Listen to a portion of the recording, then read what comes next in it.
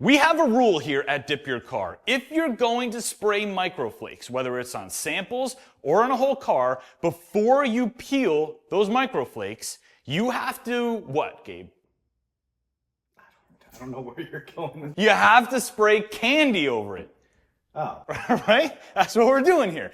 Spraying candy over MicroFlakes is one of our most favorite things to do because you always get these incredible finishes. So a couple weeks ago, we sprayed some really cool MicroFlake extra large speed shapes. The colors that we did were blue holographic, light purple, laser green, and a mixture of all three. So today, I've got 4 candy concentrates here, and we're gonna be doing candies over those MicroFlakes. Now, what we have to do is identify which candy concentrate will go over which MicroFlake. And we're gonna do that right now. So I'm gonna let you do the first pick. So for the laser blue flake, we've got black candy, red candy, orange candy, and blue candy. Which one would you like to see over the blue flake? I think blue's too easy of a choice. Agreed. Red, we kind of can predict a little bit. Sure. So I'm going to go orange. Orange, I love it. Okay. Orange and laser blue. For the green apple, laser green apple, thoughts?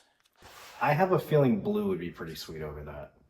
I was thinking blue or black, because let's be honest, the most exciting one is going to be the black candy. So where's the black candy going to go over? It has to be bright and loud enough underneath to punch through. So I don't think we do the black over the light purple.